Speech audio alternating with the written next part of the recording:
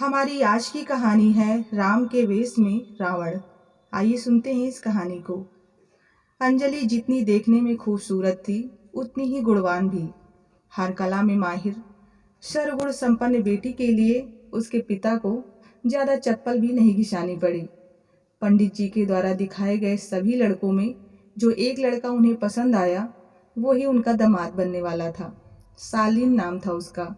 देखने और बातचीत करने में भी बिल्कुल अपने नाम को सार्थक करता सालीन अंजलि के लिए एकदम सही पसंद था। औपचारिक मुलाकात के लिए नवरात्र का पहला दिन चुना गया। घर की जगह रेस्तरां में मिलना उचित विकल्प था। अंजलि को लेकर मल्होत्रा जी पहले ही रेस्तरां पहुंच गए थे। शालीन भी अपने माता पिता और बड़े भाई राज के साथ वहां पहुंच गया। मल्होत्रा जी को सब कुछ ठीक लगा, परंतु राज की शादी से पहले शालीन के लिए लड़की पसंद करने की सहगल जी की सोच उन्हें समझ नहीं आ रही थी। उन्हें बस इतना ही बताया गया कि राज अभी शादी नहीं करना चाहता, इसलिए पहले छोटे की शादी कर देते हैं। सब देख समझकर और अंजलि शालीन की सहमति लेकर बात आगे बढ़ाई गई। शालीन और राज का आपस में प्रेम साफ नजर आता था। बिल्कुल राम लक्ष्मण की जोड़ी जैसे ही लगी वो अंजलि को भी। सगाई की तारीख 2 हफ्ते बाद की निकली थी। शालीन के लिए अंजलि का मोबाइल नंबर भी राज ने ही लिया। 2 हफ्ते में शालीन का फोन सिर्फ 1 या 2 बार ही आया, जिसमें औपचारिक बातों के अलावा थोड़ी बहुत रिश्तेदारों की बातें और व्यवहारिक बातें ही हुई। पर वक्त बेवक्त राज अंजलि को फोन कर देता। शुरुआत में तो शालीन के बारे में ही बातें होती, पर जब राज अंजलि के बारे में पूछने लगता तो अंजलि असहज हो जाती। कोई बहाना बनाकर फोन काटना ही उसे उचित लगता। उसने कोशिश भी की शालीन को बताने की, पर हर बार कुछ सोचकर चुप रह जाती। सगाई के दिन स्टेज पर फोटो खिंचवाते वक्त राज ने अंजलि से हाथ मिलाते वक्त इतनी जोर से दबाया कि उसकी चीख निकल गई। बात संभालते हुए राज ने कहा, अरे बहू रानी, जैसे साली आधी घरवाली होती है वैसे ही जेठ देवर भी तो आधा घरवाला हुआ ना। तुम तो बड़ी नाजुक हो जो अभी से डर गई। अंजलि ही नहीं, अब शालीन भी असहज हो गया था, पर माहौल को देखते हुए उसने बात को हंसकर टाल दिया। अंजलि की आंखें उसका दर्द बयां कर रही थी, पर शालीन उन चीखती आंखों का शोर सुनना ही नहीं चाहता था। सगाई के दिन ही शादी का दिन भी तय हो गया, जो 3 महीने बाद ही होनी थी। इस समय में शालीन और अंजलि एक दूसरे से खुलते चले गए। राज का फोन आना अभी भी चालू था, पर अंजलि ने अब ध्यान देना छोड़ दिया। सगाई की तस्वीरें और वीडियो आ चुकी थी, जिनमें से कुछ बेहतरीन पसंद करके एल्बम बनवानी थी। शालीन और अंजलि इसी सिलसिले के लिए मिले। वहीं असहज स्थिति आने पर अंजलि ने चुपचाप शालीन की तरफ तस्वीर बढ़ाते हुए आंखों ही आंखों में कुछ कहा, मगर शालीन ने जैसे सब कुछ समझकर भी अनदेखा कर दिया। धीरे धीरे सब कुछ सही होने लगा था। हंसते खेलते मेहंदी का दिन भी आ गया। मेहंदी के समय फिर अंजलि के साथ राज ने अजीब सा व्यवहार किया। शालीन ने राज के सामने आकर अंजलि के साथ एक नृत्य करने के बहाने सबका ध्यान अपनी ओर खींच लिया। कार्यक्रम खत्म होने पर सब घर पहुंच गए थे। अंजलि जैसे ही अपने कमरे तक पहुंची तो राज ने उसे फोन किया। आज अंजलि का वो फोन उठाने में अजीब सी कसमकस हो रही थी, फिर भी स्वयं को संयत करते हुए उसने फोन उठा ही लिया। फोन पर आज राज ने सारी हदें पार कर दी थी। अंजलि की बर्दाश्त से बाहर होने लगा था और उसने फोन काट दिया। रोते रोते उसने मल्होत्रा जी को सारी बातें कह सुनाई। मल्होत्रा जी को भी एक बार की विश्वास नहीं हो रहा था, पर अपनी बेटी पर उन्हें पूरा भरोसा था। मल्होत्रा जी ने रिश्ता तोड़ने के लिए सहगल जी को फोन मिलाना ही चाहा कि अंजलि ने उन्हें रोक लिया। समझा बुझाकर उसने उन्हें शांत कराया।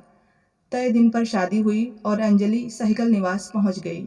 रस्मों रिवाज के बाद जैसे ही अंजलि को अकेले उसके कमरे में छोड़ा गया तो वो इतनी थकी हुई थी कि उसने दरवाजे को खुला ही छोड़ दिया और अपने बिस्तर पर निढाल हो गई। उसकी निद्रा एक अनचाहे स्पर्श से खुली, जो उसकी पायल से ऊपर की तरफ बढ़ रहा था। वो सकपका कर उठी और राज को देखकर उसकी चीख निकल गई। राज ने उसका मुंह दबाकर उसे चुप कराना चाहा और अपने नापाक इरादों का खुलासा करते हुए उसने कहा, तुम इतनी सुंदर हो, पहले भी तेरे बॉयफ्रेंड रहे होंगे, मुझ में क्या कमी है? और शालीन और मैंने आज तक हर चीज बांट कर इस्तेमाल की है, सो तुम पर पहला हक मेरा है। अब एक और आवाज निकली तो मुझसे बुरा कोई न होगा। अंजलि छटपटाती हुई बेहोश सी होने लगी थी। तभी उसे एक जोरदार चाटे की आवाज सुनाई दी। सालीन ने अंजलि को रात से छुड़ाते हुए जोर से धक्का देकर फर्श पर गिरा दिया था। सासू माँ ने अंजलि को पानी पिलाया और सहगल जी आंखें नीची किए शर्मिंदा महसूस कर रहे थे। राज ने अपनी सफाई देने की कोशिश की तो सालीन ने अपने फोन से एक कॉन्फ्रेंस कॉल की रिकॉर्डिंग सबको सुना दी। ये वही कॉल थी जो राज ने अंजलि को की थी शादी से पहले दिन। अब राज शर्मिंदगी से नजरें चुराने लगा था। अपनी सोच को सार्थक साबित करने के लिए उसने कहा, तुम्हारा रिश्ता पक्का होने से पहले तक मैं शादी के लिए तैयार नहीं था, पर अंजलि और तुम्हें साथ देखकर मुझे जलन सी महसूस होने लगी। मैं बड़ा हूँ, फिर भी किसी ने नहीं सोचा कि मुझसे भी एक बार फिर पूछ लिया जाए। ये सब मैं सिर्फ तुम्हारा रिश्ता तोड़ने के लिए कर रहा था, पर जब मेरा कोई बस नहीं चला तो मुझे ये रास्ता अख्तियार करना पड़ा ताकि तुम लोगों को मेरे साथ की गई नाइंसाफी समझ आ सके। एक एक करके जोरदार चाटा अब की बार सहगल जी और उनकी पत्नी ने राज के मुंह पर जड़ दिया था। इतना दंभ, इतनी नफरत, इतनी संकीर्ण सोच अपने ही भाई से, जो तुम्हें अत्यंत प्यारा था। गलती हमसे ही हुई शायद, जो तुम्हारी हर जायज नाजायज इच्छा एक बार में ही पूरी कर दी। तुम्हें ना कहने का मतलब हम सिखाना ही भूल गए। एक औरत कब तुम्हारे लिए चीज बन गई? बड़प्पन दिखाते हुए सीधा हमसे कह सकते थे तुम, क्या हम मना कर देते? सहगल जी ने राज को हीनता से देखते हुए कहा, करा देते आप मेरी अंजलि से शादी।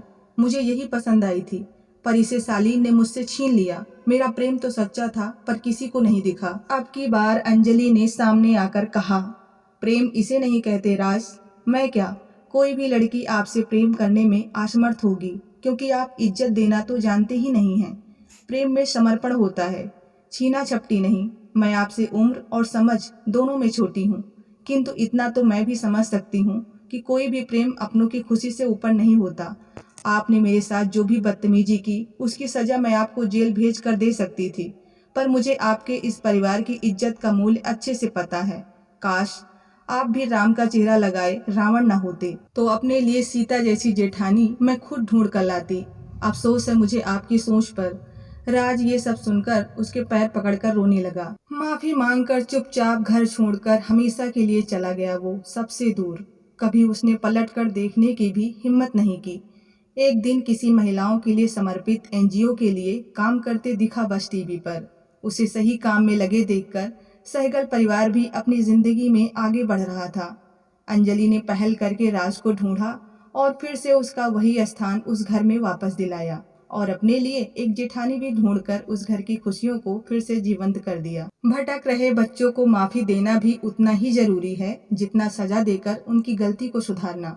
यदि कोई माफी मांगने में असमर्थ है, परंतु अपने कर्मों से अपने सुधरने का संकेत देता है, तो उसे एक मौका देना हमारा भी फर्ज है। एक बार गलती किसी से भी हो सकती है, आखिर हम इंसान हैं, पर यदि गलती दोहराई जाए तो वो गुनाह बन जाता है।